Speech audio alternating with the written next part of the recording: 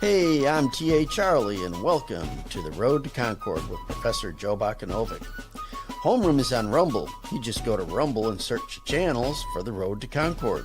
It's one word. When you find it, you go ahead and you click follow. It might mean you got to set up an account, but it's fast, it's easy, it's free. I did it, you can do it. For those technologically challenged members of the class, you can also catch us on Facebook and YouTube. After the show, it's uploaded to Podbean, iHeartRadio, Spotify, and BitChute. Just look for The Road to Concord. You can go to the blog page, that's theroadtoconcord.com. That's where you'll find all your show notes, study notes, and handouts for the class. The phone is working. If you don't know how to call in, email us and we'll think about it. Finally, you can email a professor at joe@theroadtoconcord.com. He's a little slow, but he'll eventually get around to emailing you back. This show is currently mainly listener-sponsored. If you are interested in advertising your business on the show, please email us. With that said, we ask for your participation on a value-for-value basis.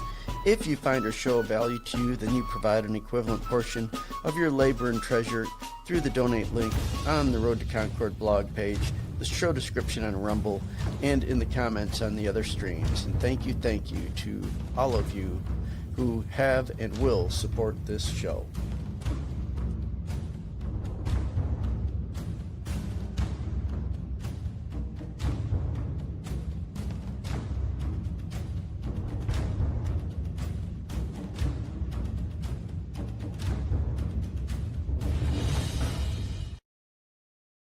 Good morning. Welcome to the Road to Concord. Today is April 13th, Monday the 13th, 2026. I can't decide, Charlie, is Friday the 13th worse than Monday the 13th?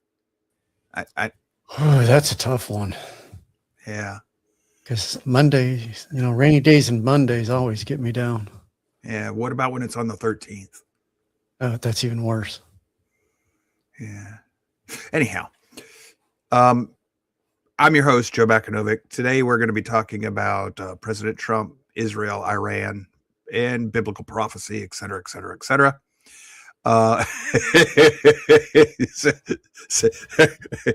Got a comment from Sailor Son. I think he's found the answer.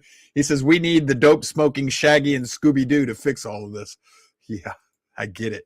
All right, today's show, I'm going to try to do something a little different, or at least I'm going to try to deliver it in a little different way. So if you're watching the screen, I might not look to be paying attention, but I am. I'm just looking inward. I don't want the screen to distract me. So Charlie, keep an eye on the time for me, please.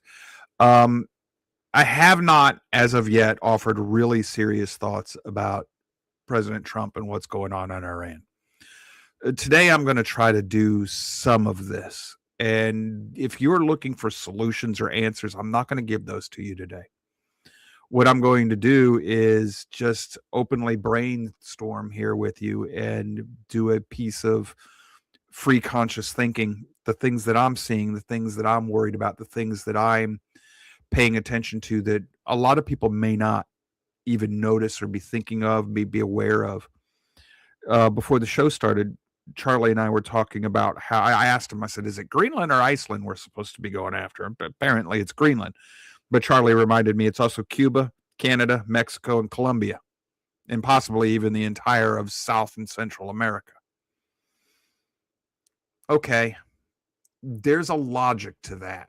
It's got nothing to do with America as it was founded. It's an imperialistic impulse.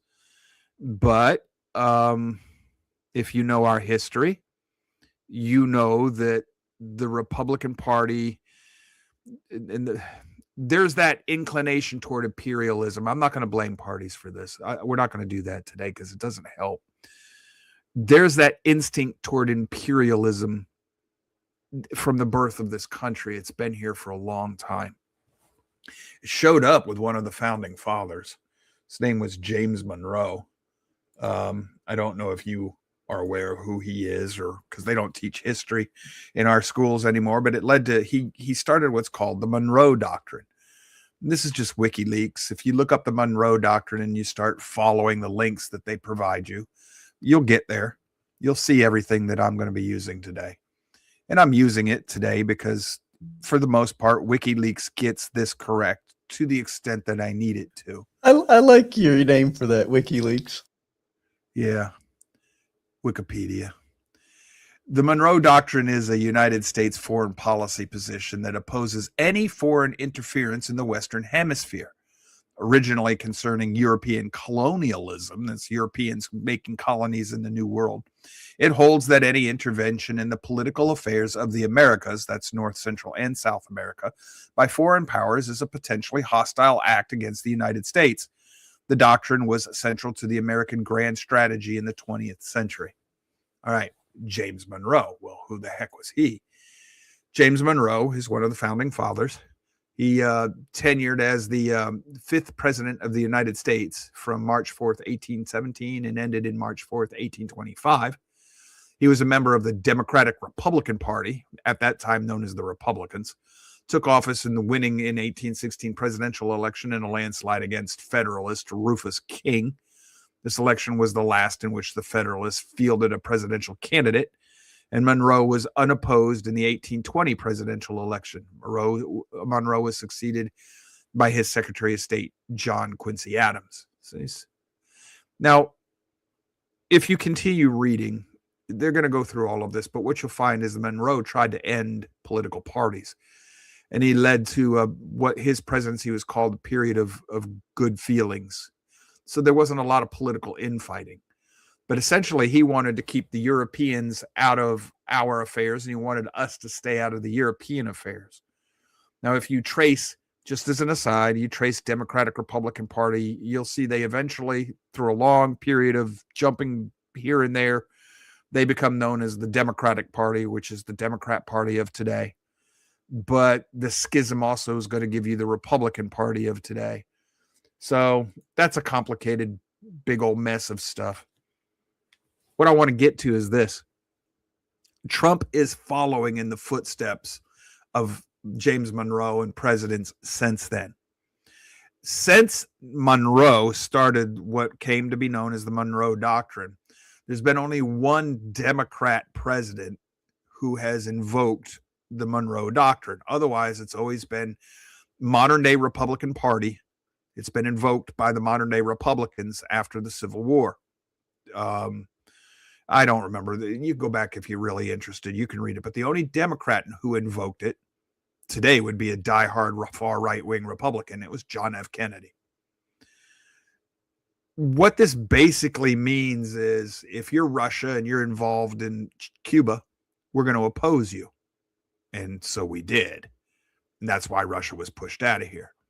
If you're China and you're going to get involved in Venezuela, we're going to kick you out of Venezuela. And so we've tried to, and we're in the process of doing. That's the Monroe Doctrine. I get it. I understand it. I don't necessarily agree with it, especially since the Monroe Doctrine is supposed to go hand in hand with laissez-faire attitude toward Europe. We're supposed to leave Europe alone. We don't do that. So if you're going to have the Monroe Doctrine where your team can't play on my field, but I'm going to come over and play on yours, that's the bully on the block. And that's one of the big reasons that the United States has never really had a lot of friends around the world, is because we're hypocritical. Do as I say, not as I do type of thing. I get that. But if what Trump is trying to do is get foreign influence out of countries that are close to the United States physically, geographically, I understand the military defense imperative for this. I also understand how some of the areas that he wants, that he's going after, that he's trying to acquire, will do a lot to help us economically. Now, I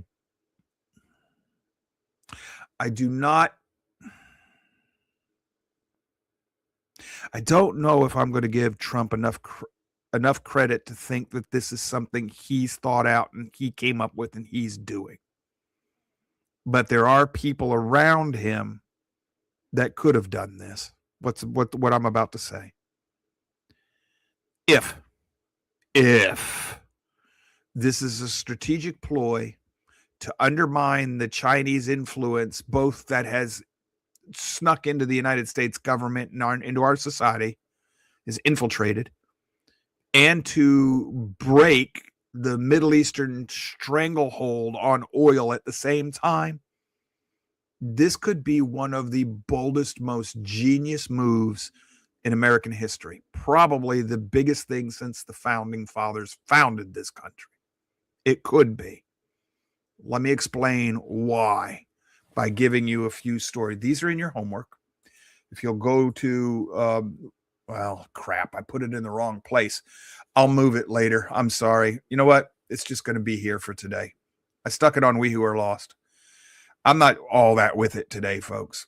But this is the blank. I'll get it over to the Road to Concord. I'll try to change everything later if I can edit them. But here's your homework.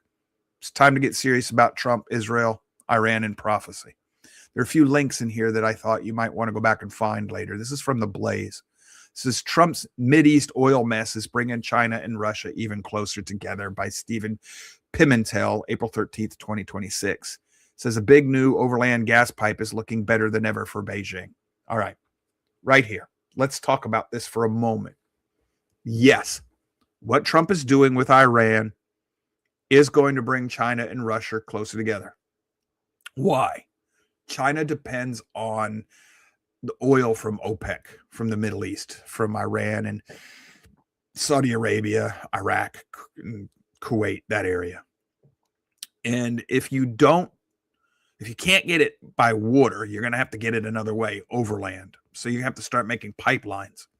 Well, in order for China to be able to do that, she's going to have to align with Russia, because China's going to have to run those pipelines through some areas that belong to Russia. So there's going to have to be cooperation there. But Russia is also very interested in the Middle East, because Russia exports oil, and Russia needs the oil to stay at a certain price. And I mean, Russia right now is benefiting from these increased oil rates. So does all of Islam. If people think that Sunni Islam, the ones that are apparently peaceful right now, the Sunnis, if you think that they're our allies, you're wrong. This is a case of Sun Tzu. The Muslims are going to be aligned with the Western powers so long as it suits their purposes. Sunni and Shia are at war with each other. That's a war within Islam itself. And Shia is the dangerous side of Islam. And no matter what people might think or say, Obama is favorable to Shia Islam. And that's because I think he's still a Shia Muslim. I don't think he ever converted to Christianity. Not the way that the Messiah is going to recognize. And I think that was all Taqiyya, lying to further Islam, because he gave Iran a lot of money and a lot of concessions. And he was behind the Arab Spring. And that is Shia Islam. That's all of these attacks against the Western world are being funded and organized by Shia Islam, which is centered in Iran. So if you're going to go in there and you're going to start messing with their money, the oil, you're going to force them to look for other allies. And it's just going to happen to be that in this case, instead of the West making friends with and holding hands with Islam to get the oil that the West needed, and just hold on to that, I'll get back to that in a minute. That's part of the genius. You're going to force China and Russia to do this. And you see China and Russia as enemies to the Western world. Well, throw in Alexander Dugin and all of his saber rattling and his Beverly book that's going on right now. And I know that's a name you might be familiar with, but you're probably not following very well. And I get it. I understand why the West is thinking that this is a mess. But then I got several other stories for you in your homework that you might want to go through later. First, Trump derangement syndrome is alive and well. For a man of his age, his workload is immense and his stamina is at least on par with his ego. Yet the media paint him as a bad man at every opportunity. This is from April 10th, 2026, and it's on The Good Oil. It's a blog page that comes out of the New Zealand, Australia area. And I got a friend of mine who lives in New Zealand, and he's very concerned with what's going on in the world because this affects him in a lot of ways, man, because geographically, economically, politically, he's closer to the Middle East than we are in New Zealand. It may not seem like it, but he is. So he sends me these links, and you might want to read through this story. He also sent me this one. Same source. The Strait of Hormuz, Trump, and the end of pretend peace. It's from April 10th, 2026. I'll paraphrase these for you later, and I'll explain what they're getting at. But this is a different look on what Trump might be doing, a very optimistic look, and they're guarded. If you read them, they're very well-reasoned articles. It's a guarded voice writing them, and a lot of cases, the good oil here is reposting from other sources. But they're saying, okay, let's see if there's a third option here, or if there's a possibility that Trump's doing things that he doesn't seem to appear to be doing, et cetera, et cetera. I'll get to all this in a minute. And then here, while the world holds its breath, the clock ticks down for the Iranian people. It's also from the good oil. All right. If you read these articles, you're going to see an undertone that it's being posited that what Trump might be doing, and I don't think he's got the political savvy to do this. He's got the business acumen to do it. Yes. And that's the only reason I'm going to say this is a possibility. But does he have the political savvy? I don't know. But if this is what's happening, oh my gosh, this is beautiful. It's also, this is giving a monkey the button to the biggest nuclear bomb man has ever made and letting him play with it with no safeties. Sooner or later, he's going to set it off. So although this is one of the best possible things I've ever seen in my life, it will bring about Armageddon. Guaranteed. Which is why I think that there's something to this. But this is a many birds with one stone. By going after Venezuela, this makes China solely dependent, for the most part, on the Middle East for its oil. So the entire Chinese economy is now dependent on the Strait of Hormuz. While at the same time, we have access to all sorts of light crude coming out of Venezuela. You have to understand that our refineries cannot use the oil that we pump. We have to send it to other countries. Our own oil is heavy. It's harder to refine. We refuse to make refineries, so we can't use our own oil. That's intentional. That's Carol Quigley. That is interlocking us with other nations who can refine the heavy crude, making us dependent on the Middle East light and the Venezuelan light crude. So the free market supposed democracies of the Western world are dependent on the tyrants of the rest of the world. That's the interlock that Carol Quigley explained. Well, if Trump, because he just gave the approval to make the first refinery in America in decades, first new one. If that first refinery can handle the oil we pump in this country, and he starts a campaign to build more of them so we can use our own oil, and in the meantime, he takes the Venezuelan oil into the United States to keep fueling our economy, he can keep us afloat without killing our own economy, because he could, by regulation, artificially reduce the prices that our oil companies are allowed to charge us for the oil he's getting from Venezuela. He could say, hey, look, you're not going to be allowed to charge world market prices for this. And that's a smart thing. If he did that, that's a smart thing. I'm not thinking constitutionally here, folks. Just bear with me. I'm thinking worldly, because it'll help our economy. It'll rev our economy up. At the same time, you fight Iran, you shut down the Straits of Hormuz, you start to starve your enemies, which further ramps up your economy. And then what you do is you have the world starting to come to you to get oil. Oh, like what Joe Hoft has here. Breaking: empty oil tankers are racing to the U.S. for oil. So we sell it cheap to the American people. We sell it expensive to the rest of the world. Your deficit goes down. Comment on the board from Marianne Boatwright says, yeah, but how long will it take to build the refinery and actually get those pumps? Will Trump even still be in power? That's not the point, Ms. Boatwright. You missed it. He's using the sweet oil from Venezuela. That's the type of oil our refineries already refine. So instead of getting the sweet oil from the Middle East like we've been doing and funding the people who hate us and who have been at war with us, he's essentially taken over Venezuela, made it a vassal state. And if that works, and he can continue that and get somebody to succeed him to hold on to that, he buys the United States time to build those refineries that use our oil.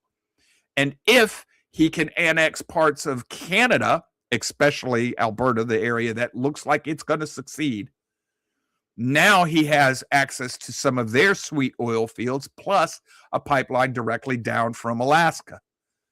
He is doing things, whether they're intentional or not, I don't know, but he's doing things that could generationally change the economic policies in the United States and our economic fortunes. He could make us a world power greater than we have ever been so far, even greater than we were after World War II. And in the same time, he can knock China off its stool and pedestal, cripple Russia, and he could pay off our national debt. All through the policies that he's doing right now. This is all a one stone kill many birds things. He just needs to keep the Straits of Hormuz under control. His control, which is exactly where it is right now. And he looks like a buffoon, and the whole world thinks he's a madman, which, if this is planned, this is absolutely brilliant. If this is the direction they're going. Now, have I said if enough? Now, if that happens, if that's the direction we go, oh, brilliant. It's absolutely great. It's awesome. Except for the fact that Russia and China are not going to take this standing still. And neither is Shia Islam. And at some point, neither will OPEC. Because eventually, OPEC will start feeling the pain. And then you're going to have the entire Islamic world aligned with Russia and China. That's going to get us into something else that we're going to bring up in a little bit. Just put a pin in that for the moment. Where we're at right now, there's some other things. He could take care of make us energy independent from the rest of the world. He could settle our national debt. He could kick China and Russia out of parts of the world where they've been trying to infiltrate and weaken them substantially, all at the same time. All by this war in Iran can do all of this. And he might very well be able to disarm Iran. Because let me tell you, if Iran gets a nuke, they're going to use it. They're going to use it on the United States, but I'll explain why I say that a little bit later. Now, we got one other thing we need to look at. Something else that he's going to do with this war in Iran. Many, many birds, one stone. That stone being attacking Iran. Well, another stone, he has shown the political left in this country for exactly what it is. It's an anti-American political party who aims to replace the American people with foreign outsiders. This is nothing less than an invasion of the United States from within, using our own political and social organ apparatus. Everything. This is subversion and sedition. This is real sedition, to the point of it. We're in a cold civil war. One side's not fighting it. Trump's not fighting it, but he has thoroughly exposed it. And then that brings us to NATO. NATO is a paper tiger that takes our money and wants us to defend them, but never does anything for us in return. Ever. When we wanted to bomb Libya, they wouldn't let us overfly Spain because, oh, you're going to do something we don't want you to do. And now this and everything else, that anytime the United States' interests are in play, NATO opposes us. Well, you see, NATO would have been contrary to the Monroe Doctrine from the beginning. And that's what I'm saying. Whenever you play these games of hypocrisy, you get yourself in a tangled web. Excuse me for a second. I can't pronounce the word, but I'm suffering from a condition where the cartilage between your sternum and your rib cage gets inflamed. And oh boy, is it painful, especially when you cough. And it makes you cough. So my apologies. All right. So what we have now is it's time to get out of NATO. And I just mean just cut bait and run. Gosh, the money we will save. And what I would do in the process there is I would also seize Diego Garcia from, I think it was the Spanish or somebody, the French. I just tell them that island right there, that's the price SOBs are paying for everything you've done to us with NATO over the years and all the money that Europe still owes us that you think we've just forgiven. Oh, yeah. By the way, I'll go ahead and take Greenland too. And then I would tell NATO that, if you really want to get froggy about this, ask the Iranians how it's going to end up for you. And I would pull out of NATO. And if you want Greenland, and yeah, Greenland's important, but it's not as important if you pull out of NATO. Still important, but not as important if you pull out of NATO, especially if you can manage to acquire Canada in the process. If you pull out of NATO, well, matter of fact, you don't need an excuse to acquire Canada. Canada has now become a hostile nation on the northern border of the United States of America and is now actively allowing Islamic terrorists to cross the border into the United States. Well, they had to be allowed into Canada before they could get into the United States, and that's how they got here. The 5 quote-unquote English tourists that wandered across the border up in the Northeast this last week, all with Muslim names, which means they're Islamic. I'm sorry. It's just, at this point in time, that's the safe assumption. So Canada is becoming an active enemy of the United States of America, a real and present danger. Invoke the Monroe Doctrine, just take them over. Let me see. What would it take to invade and conquer Canada militarily? Well, we can't use the Boy Scouts because they're no longer what they used to be. We might be able to send the first regiment of the I don't remember what Rush Limbaugh called it, but the feminazi, terrorist brigade or whatever, a bunch of feminist women that are their time in a month. But the problem with them is that they're all Karens, so we can't depend on them. Oh, I know what we'll do. We just got to find a loyal group of nasty guard to go up there. Nasty girls, National Guard. Sorry, guys, it's a little inter-service rivalry here, But I'm pretty sure that a handful of National Guardsmen could take Canada in about a weekend. Wouldn't take long. And that's because Canada depends largely on the United States for its defense as well. Did the 9/11 hijackers come across the Canadian border? Some of them. A couple of them were here on student visas and learning to fly and everything else. But the thing you have to remember is that the 9/11 hijackers were primarily Saudis. And the only people allowed to fly on 9/11 after they closed the skies were Saudis. And they were allowed to flee the country. You have to remember that the Saudi Arabians and the Chinese are very close friends of the Bush family and of the Republicans. Yeah, Jimmy Zinker's got it right. We'll send the Civil War reenactors up there. They'll be able to handle Canada. But the whole point here is if you could acquire Canada, you don't need Greenland anymore. You just got Nova Scotia to take care of that. It'll buy you the buffer that you need to intercept incoming Russian ordnance. So if I'm wargaming this on a global scale, what Trump is doing right now, and he's already possibly warned us, short-term pain, long-term gain, that's possible. I see this. I get it. I can understand with where he's going and what he's doing. But I also understand that the world is not going to sit still and allow this. Now, before we get to that part, let me address the other part. It is equally possible and much more likely that what Trump is doing is playing for the deep state. All right, Joe, you just had me all revved up because I'm pro-Trump and I'm MAGA, and you're talking about how he's brilliant, more brilliant than the founding fathers. What do you mean he's playing for the deep state? Hear me out a minute. Patriot Act, one of the most unpatriotic things that we've ever had. Who was the primary cheerleader of that? Oh, yeah, Rush Limbaugh. Who passed it?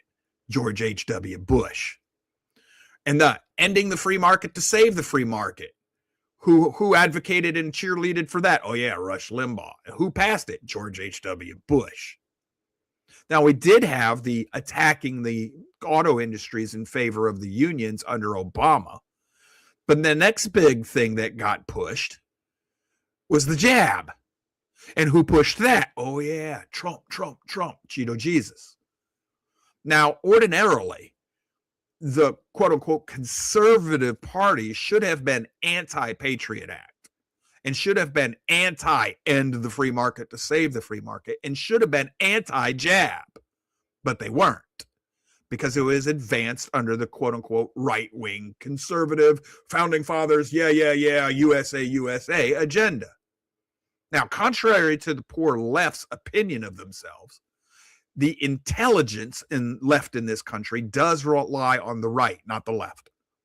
The left might be more educated in the sense that they've got more indoctrination with letters after their names because they paid a whole bunch of money to go to school and get brainwashed, college. But wisdom, the extent that you are still able to use your mind for wisdom and what we would call common sense, that relies on the right.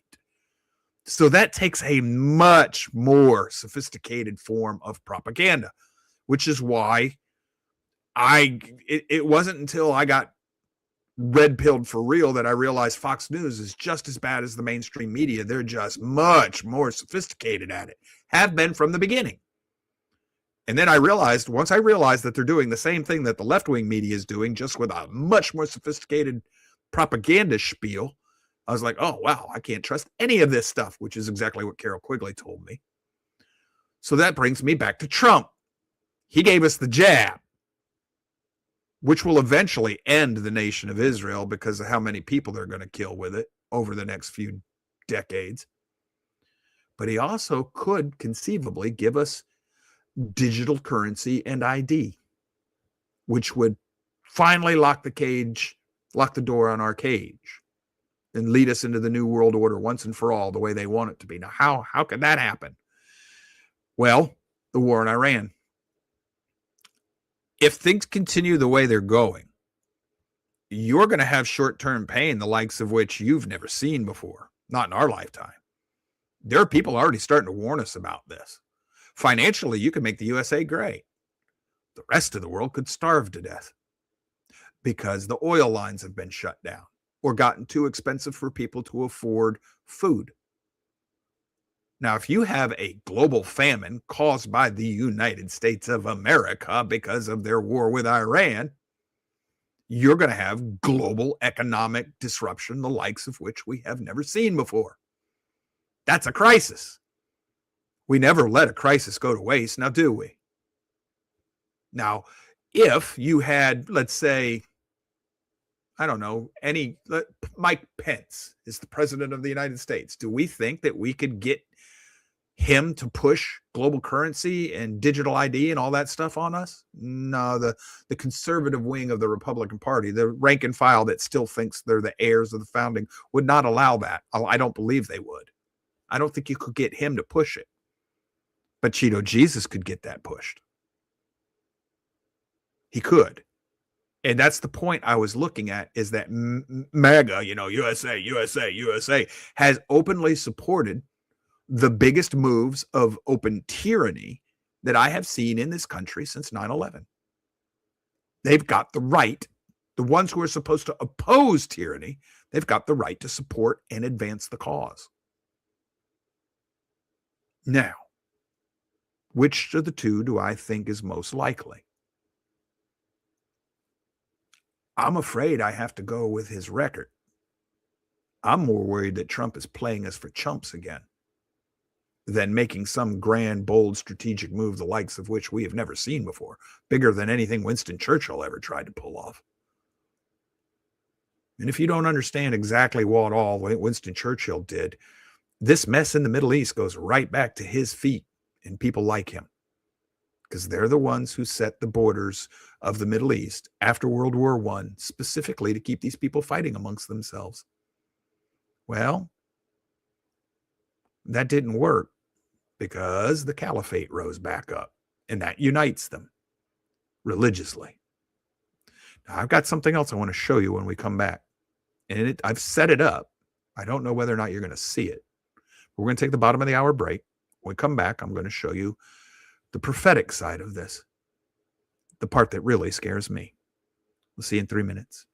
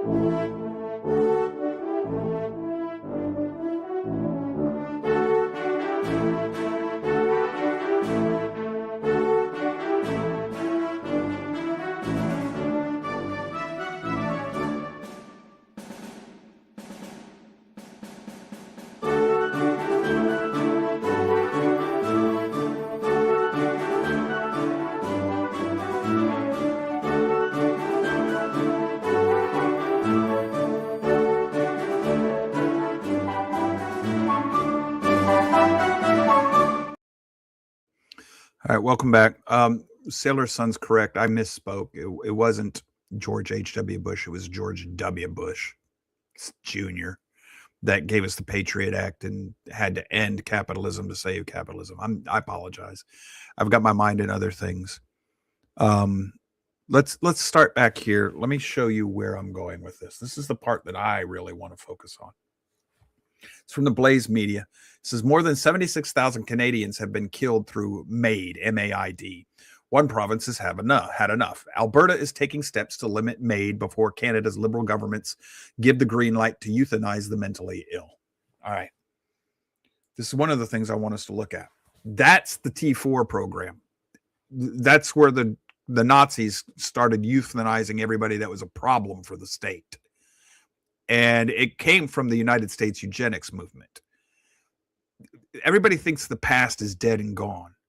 The past still drives the present. If you don't know the past, like I was saying with Churchill, if you don't understand the past of the Middle East and, Sir Lawrence of Arabia and everything, if you don't understand what happened there and all the promises that were made and broken by the British government in the Palestinian Protectorate and in the greater Middle East after World War I, you're not going to understand why we have the trouble we have right now. Well, here you go. You got the T4 program being back alive in Canada. The more and more it becomes communist or socialist, any type of the secular humanist movement, the more and more you're going to get these policies back in it. Alberta happens to be the province in Canada that just got legal permission to have their vote to secede. They're one election away from seceding. Now, if they have that election and they vote to secede, they're probably going to make Trump put up or shut up, because a lot of this was egged on by his invitation to annex them as a state, or at least a territory. And if that happens, that's going to split Canada. Their west coast, with I think it's Vancouver or whatever that area, going to be separated from their eastern side of their nation. That's going to be a big problem for that nation. It's going to cause more trouble. So we're going to have to see how all this plays out, but this is important. But the point here is the MAID program is they're killing people. And I've shared some of these stories with you. A lady went to the doctor's office with back pain. They offered her euthanasia for back pain. You see, the state has to pay for your medical care. They want to get rid of you, especially if you happen to be of a certain complexion. And this is a case of the lighter your skin, the more likely you are to get gotten rid of. Although I can't say that. Why? Well, the spirit of the age has made sure to use the original sin of America with slavery to make sure we can't talk about the fact that the spirit of the age is trying to replace a certain group of people. And it's not racial. It's not racial. It's spiritual. It's spiritual. Nobody looks at it that way, so they don't see it. I'm looking at it that way. Blaze Media again. U.S. birth rate plummets to record low in 2025 amid estimated 1,126,000 abortions. Now, that's not since abortion started. That's annual. The total fertility rate is now almost half of what is required to replenish the population without a boost in net immigration. That right there's the goal. Net immigration. This is replacement of the population.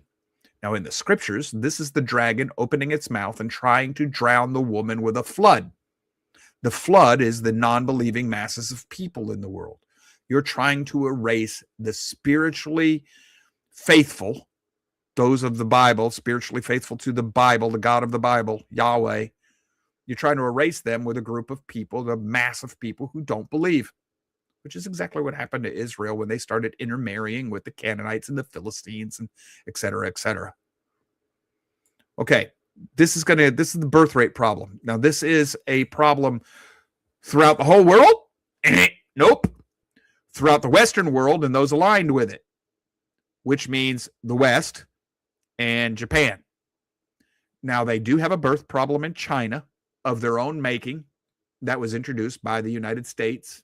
In this case, George H.W. Bush, when he was head of the CIA, was instrumental in giving them the One China policy, which gave them 200 million males who have no hope of ever marrying. And then in the process, the Asian women are starting to get caught up in their job and their careers and things, and they don't need men, et cetera, et cetera. So that's affecting their birth rate. But they know, at least at the governmental levels, they know that that's the fault of the United States. What you're looking at spiritually is this is an opposition to the commandment, be fruitful and multiply. This is an attack on those who are trying to do that. But nobody ever does anything about the propagation of the enemy's numbers. The people that are immigrant, quote unquote, being immigrated into this country, imported. It says 1/3 of my generation has been aborted. America's birth rate collapsing as the left destroys the family. This is Gateway pundit Gregory Lykov, April 12th, 2026. It's not the left, folks. It's the deep state. It's the uniparty. Because the Republican Party is in the process right now of handing back the funding and giving up the advances that have been made to limit abortion and curb the rates of abortion in this country. The Republicans are really good about winning votes by promising you things that they then pass legislation on, and a month or two or a year later, they take back that gain very quietly. And they control the media, so you never see what they've done. They're in the process of doing it again. The only reason I know about it is Steve Deace is aligned with pro-life organizations that track all of this, and he tells us, hey, the Republicans are at it again. It's not the Democrats, it's the Republicans that are giving this back. So I don't trust the Republican Party. It is worse than the Democratic Party. So don't tell me this is the left destroying the family. It's the uniparty, in my mind, which is also responsible for this. Now, this is Todd Starnes.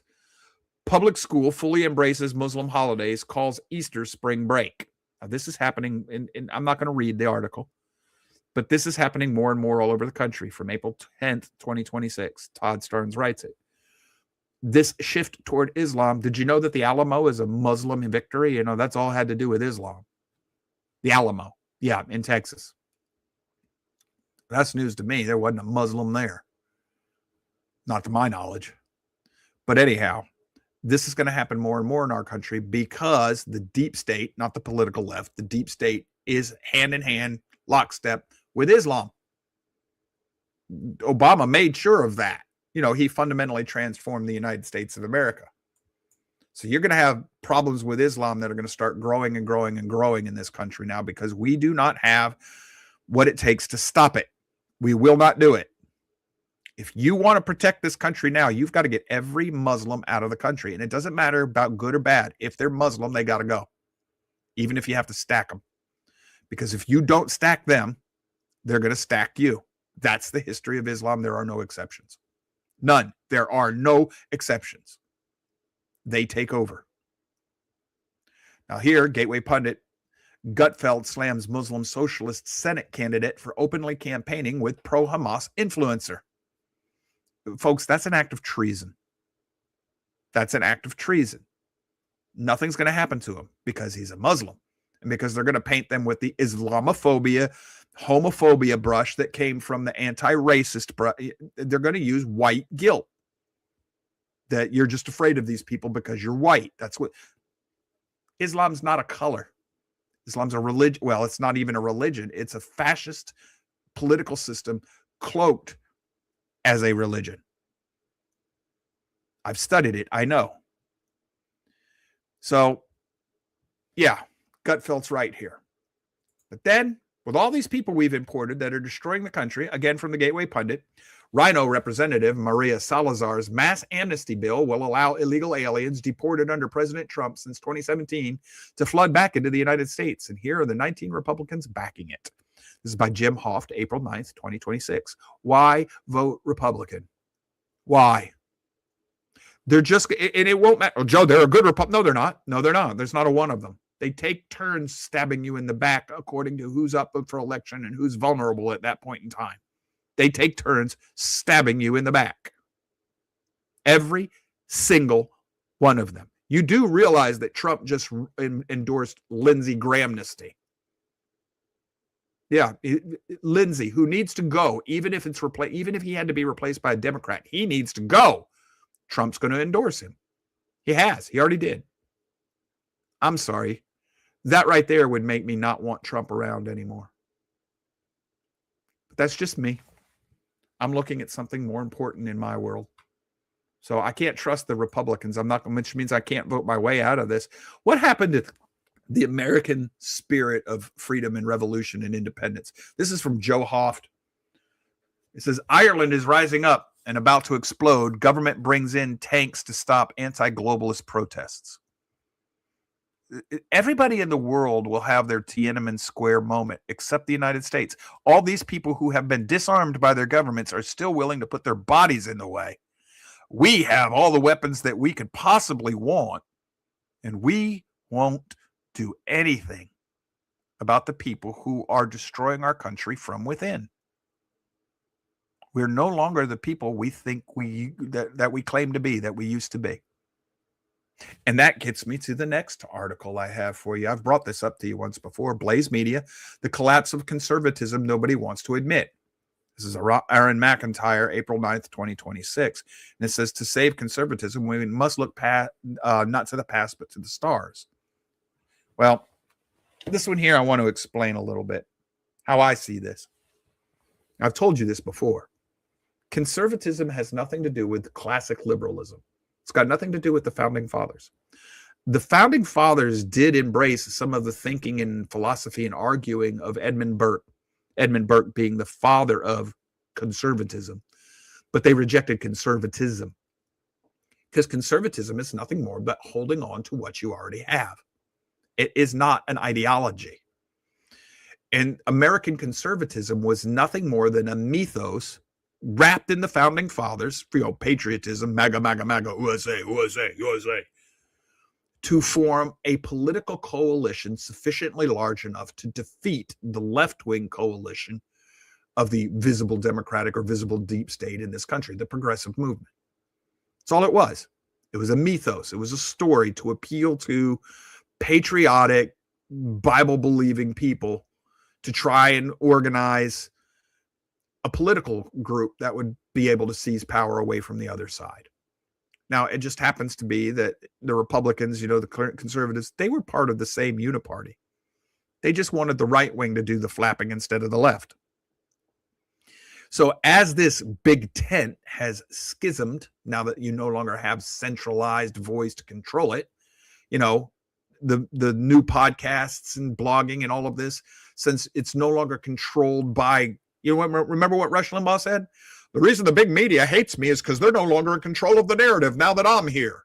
Well, he's not here anymore, which means nobody has control of the narrative. So the conservative faction, which was never based on idealism, never based in ideal or principle like the founding fathers were, which was never based in the stars, in a faith, a religious concept or ideal or principle that is immutable and eternal and transcendent, that cannot be violated unless you want to tread on the toes of the creator. It was never based in that. That's not conservatism. Never was. That's why I told Dr. Rodriguez when I was in college, I did not like Edmund Burke. I thought that man was a devil because he was supporting the idea of letting the East India Tea Company own and control 1/3 of the world's population and all their property simply because they bought the right to own those people from the Crown of England. Well, if you were a classic liberal, you would have opposed that whether they bought the right or not, because the classic liberal, the founding fathers, would have argued you violate natural law, then that law is no law at all. But we have not ever advanced the idea of conservatism on those principles, because that would not have served the Republican Party, which is part of the deep state. So this has all been, in my opinion, a hook and crook. It's all realpolitik. Oh, which, by the way, that's exactly what Newt Gingrich said he was, realpolitik, in the light of Woodrow Wilson as a Republican, a progressive. So, brings us to this. The support for Israel is dropping quickly among young Republicans, new polls show. Yeah, I know. Israel's playing us like a flute. They're getting us into all sorts of trouble. I've seen it. I've heard it. I got it. I understand. Problem with that is Israel needs us more than we need them. So who's playing who and why? And who cares? They're the only ideological ally we have in the Middle East. But yeah, Joe, those aren't real Jews. Those are Ashkenazis. Have you studied how that worked? the Ashkenazis. So even if they weren't Jewish, they converted as a people. And they've been living according to the Orthodox Judaism tenets ever since. They converted. So if they're not real Jews, you aren't a real Christian because you're not a Jew from Judea. Oh yeah. All the original Christians were Jewish. All of them. Every one of the Christians that the Messiah had primarily were Jewish. So if you're a Gentile, well, I'm a Gentile, I'm grafted in. No, you can't be. You're not a real Christian. The faith has got nothing to do with bloodlines. But if you want to look for Jews who aren't Jews, you should be looking to the Edomites. If you're going to worry about the Bible on any of this. And yes, the Edomites were forced into Judaism. They were forced to convert by a king of the southern kingdom of Judea. Well, they never really converted. That was the Judea did to these Edomites like Islam does. You're forced to convert even though you don't really convert in your heart. So you look like a Muslim, but you're not. Well, they look like Jews, but they're not. They don't follow Judaism. Those are the problem Jews. Those are probably the ones that Paul was talking about, Jews that aren't Jews, because inwardly, they may have converted, but inwardly, they're not Jews. They're not circumcised of the heart. That's just like all of those Christians. The Messiah is going to say, "Be gone from me. I never knew you," because you were not inwardly a believer. But now, if you're going to look at Israel from the biblical perspective, faith, well, then that Israel that you're looking at and condemning, and that's not the Israel you think you're talking about. We're going to get to that. Now we're going to get to the prophecy part. This is the part that concerns the crap out of me. So how's this turning against Israel? Well, thanks to people like Tucker Carlson, Meg Riley, Candace Owens, and Alex Jones, and a bunch of other people who are saying things that, if you know your Bible, is openly antichrist. They're speaking with the voice of the devil. They're straight up doing that. None of them ever talk about the gospel or point you to the Messiah or his Father. They all claim to be Christian. None of them speak the tenets of Christianity. If you know Christianity, you know that the house of Judah has not been replaced and never will be. Yahweh's words, God of the Bible's words, he will not replace Judah. If he does, he breaks his covenants. He breaks his vows. Then he's not Yahweh. All right. So everybody's looking at what's going on in the Middle East, and they're talking about prophecy about Iran. Let's look at this for a minute. This is the Bible Hub. I'm not going to preach to you so much about prophecy as I am going to point something out that you need to put into your personal calculus when you're looking at this, because you have been taught to read the Bible in a certain way that may not be the way the prophets want you to or expect you to read it. So Iran's not mentioned in prophecy. No, but Elam is. Elam or Elam. This area right here. Let me blow this up a little bit for you. This area right here. That's part of Iran, but so Medes, Parthians, and Persians, the Medi-Persian or area that took over Babylon, Babylon being over here in this area, right here, and then Assyria up here. Well, the Medo-Persians. So Babylon's the lion. The Medo-Persians were the bear in Daniel's vision. The Assyrians become the leopard, which is taken over by Greece. Greece is the leopard, breaks into four different camps. But Elam is in prophecy. And it talks about how they're going to be scattered to the four, every nation of the world. That's here in Jeremiah 49. I'm not going to read this to you. I don't need to. That's not the point of this. The point here is this. You're going to see Elam mentioned in Jeremiah, and people are saying that this is Iran and this is the prophecy, and you're also going to see it here in Ezekiel 32. If you go read or if you're listening to people, they're going to tell you about all of this and about how it's going to be Iran comes after Israel in the end times. And everybody's talking about Israel. You got a problem with this, folks. Jeremiah 49 is after the two kingdoms have been separated. Once they're separated, Jeremiah never talks about Israel if he means Judea, he says Judea or Jews. If he means the northern kingdom, the 10 lost tribes, he says Israel or the house of Israel.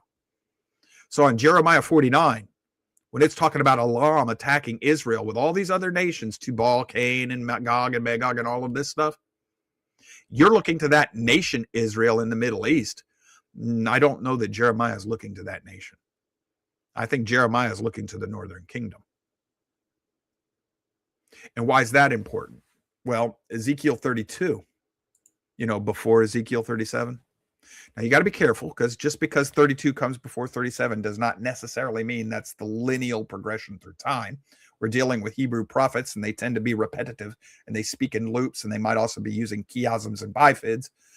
I haven't studied it yet, but I am going to tell you this. Ezekiel 32 is going to come before 37, before the two sticks are joined again, which possibly means that this is a battle that took place before the new covenant or ongoing.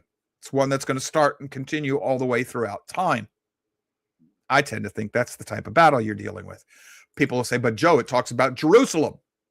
Yes, and where's the new Jerusalem at now under the new covenant? The new Jerusalem is the heart of the people, the body of the people. It's the new Jerusalem is the capital of the king. The new Jerusalem's in heaven right now. It has not come down yet. The new kingdom of Israel is the body of believers wherever they're at. But the kingdom of Israel, those who wrestle with Yahweh, is a spiritual kingdom. The Messiah said so. Paul was the second witness when he says you're transferred out of this material world into the spiritual kingdom. I mean, we got to read our Bible, not just the pieces that say the things that we think are all great and fascinating. So what you might have, folks, is what you should be looking for is an Islamic attack against the United freaking States while it was at a time of peace, just like the prophecies say in Jeremiah. When has the nation of Israel, current nation of Israel in the Middle East, when has it ever been at peace since it was refounded in 1947? Never. Its military has been on guard ever since those days. It was born into war. It has stayed at war. The United States, I firmly believe, and there is scriptural reason to believe this, is the seat of Ephraim, the leader of the house of Joseph, the leader of the northern kingdom. Israel, which has been at peace for how long? When's the last time we worried about invasion in our own country? Certainly sometime after the Civil War, I would think, for sure. But for sure the 20th century. So maybe the attack on us either started in the 70s with the rise of Islam and terrorism and continues now, or started on 9/11, or maybe it's, at the very least, I'm wondering myself, because I read the whole of Scripture, I'm wondering if these prophecies shouldn't be read in a different way. Now, Joe, all of Christianity has seen it this way from beginning to end. Yeah. And all of Judaism knew that the Messiah was coming back as a warrior conquering king, not a suffering servant lamb. What's that got to do with anything, Joe? It means they got it wrong. What's that got to do with anything? It means you and I can get it wrong. That's the point. We can get it wrong. Have you ever have you read in Acts when Peter quotes Joel, second chapter of Joel, says today it's been fulfilled? Read them. Read that chapter of Joel against the story in Pentecost. How the heck? Doesn't seem to make sense. And yet here's Peter under the influence of the Holy Spirit telling you Joel's that passage of Joel that he's citing has been fulfilled. We're missing something.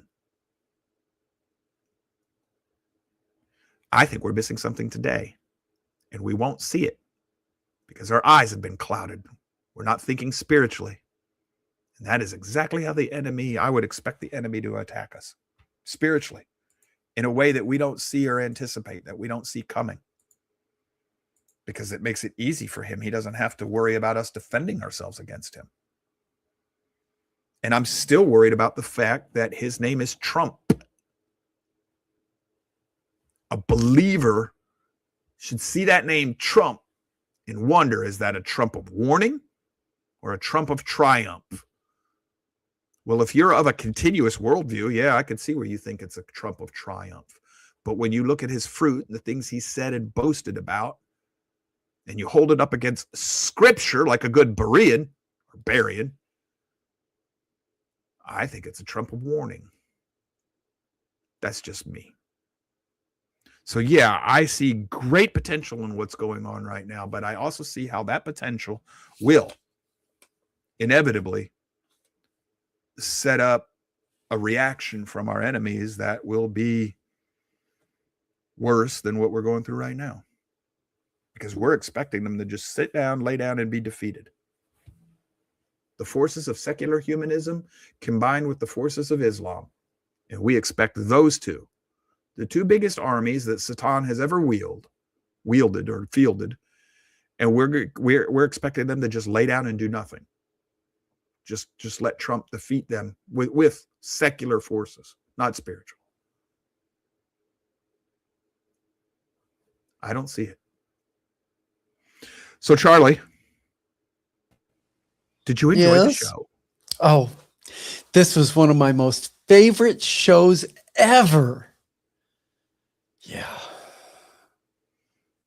They did me. Sailor Sun said, "Do you see the memes of Trump looking like Jesus?" They did those of Barack Obama too. Yeah, they've been all over.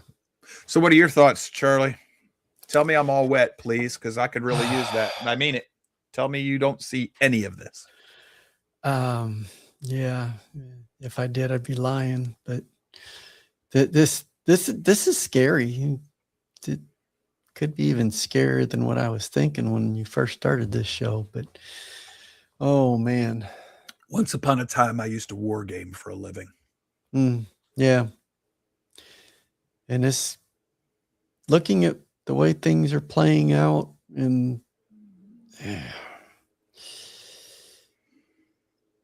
I'm not a prophet. I don't claim to be a prophet. I'm just following the bouncing ball of history. I don't think Trump has the political intelligence, like you say, to do this. He does have, like you said, the business acumen, but that doesn't prevent him from being influenced by other sources. And I think the fact that he promoted Pam Bondi to Attorney General tells us that there are bad voices around him. Oh, geez. Yeah. And then what happened with Marco Rubio and Bongino? Yeah. Something's not right in his camp. Yeah. Because Marco Rubio's he's no good either. I mean, we're from Florida. We know these people, and they're Rubio's just posturing right now. Yeah, and they destroyed Matt Gaetz, so I don't know. I mean, I wasn't. Matt Gaetz could have been one of them too. We don't know. Yeah. That's the problem. Nothing can be known anymore. You can't trust anything. All the pillars of the world are shaking. Yeah, and I'm concerned for our state because if I understand now, our governor's terming out this time, right? Yep. So he's not able to run again. So I don't know what his future is, but I'm concerned about our state because I mean he has done some good for our state. That doesn't mean that he's not part of the deep state in the system, but he has at least shown some good things here. And I don't think we're going to get anything close to that as his replacement. So, that's, so yeah, it's, yeah. Yeah. So I finally got serious with y'all about my thoughts. Yeah, I saw it, but I'm there. There you go. People have been asking me when you're going to get serious and talk about this. I just did. Yeah. Doesn't make people feel good. And now for the ratings part of the show. There we go. Okay. For the ratings. Annie needs an uppie. She went to the beauty parlor yesterday. She got herself a bath and a haircut. Yeah. All right. She needed uppies today. All right. So that's that'll where boost I'm at, our folks. ratings there. So all right. Daddy's got to say goodbye to everybody. Yawn. That's Schnauzer for I'm stressed out. Yep. Dopamine. Yeah. All right, folks. But like I was saying, that's people been wanting me to get serious about Trump and Iran. There it is. That's the best I know how to be. It's and I told you when I started, it's not going to give you answers. It's more questions. It's things that I can't answer myself because there's not enough information. And what's available to me in the public square, I don't believe it. I don't believe any of it anymore. For one thing, the United States military doesn't seem to be doing as good as I would have expected it to do against the Iranians. And the Iron Dome doesn't seem to be doing very good. And all of that just makes me go, what the heck? I don't know.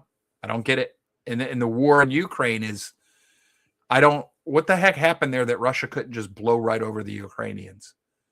That makes me wonder if the bear that I was told to be on guard against my entire, childhood, youth, when I was in the military, whether or not that was all a lie too. And Russia's always been a paper tiger. I don't know. But I guess one of my biggest fears right now, though, with Iran is that Trump's going to declare victory and pull out too soon without actually doing anything, just like we did in Iraq and Afghanistan and like we've done in Vietnam and every place else ever since World War II was over and our country was finally taken over the government by communists. And yes, it was. McCarthy was right. And we never got rid of them. We just keep. The military industrial complex makes its money. The ruble must roll, as a friend of mine says. And we keep allowing the communists to stay in power and gain footholds and progressively swallow up the world. And now let's throw AI into the mix. One day we're going to have to talk about AI because that's not a solution to anything. Nobody understands what they're playing with there. It's because we lack wisdom now. We're going to do it just because if we don't do it, somebody else will.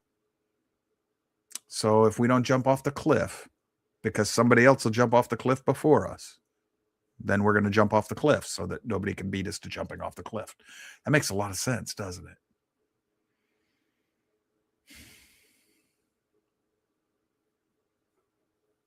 It's not happy, happy times, folks. Could be. But we've turned our back on the source of true joy and security as a people, as a world. And we're expecting to still get the blessings. Doesn't work that way. All right, I'm just going to let this one go today. Tomorrow I'll be happier because we're going to talk about Abraham, Genesis, or Abram, before he turns into Abraham. Genesis chapter 12, 13, I believe. Wednesday, Jeremiah. And Thursday, we'll wrap up finally on the Bible amongst the myths. And then Friday, we will be back in the scepter and the birthright. Somewhere in there, I might, if I can find time, it's going to be a busy week, but if I can find time, I want to go back and address the calendar one more last time as to why I tend to lean in the way I do. And it's going to be piggybacking on to, there are many reasons that I believe that the physical nation of Israel alive today with the people we call Jews are exactly the remnant. They're exactly what they appear to be. They're the remnant of the house of Judah. Are they mixed blood? Yes. But then so's the lost kingdom. And Yahweh's people have always been mixed blood, mongrel mutts. It's in the scriptures. It's always been. It's not a pure race. It's not because it's not about race. It's about spiritual allegiance, spiritual identity. So that's what I'm going to be tracing if I can get to that extra show. Otherwise, that's the layout for the week. And I'm just going to say we love you. We thank you for being here. I know these shows aren't always the happiest things. I can't do happy, happy, joy, joy if I know there's a monster in the room. I got to turn around, look the monster right in the eyeballs, and then figure out how best to survive it. So right now, wargaming today. These are the things I see, possibilities. They're the things I worry about, both in the physical world and the spiritual world. And not worry to the extent that most people think worry. These are the things that concern me. These are the things that are on my mind. So do with them what you will. Feel free to ignore it. I know I swim against the mainstream for most people.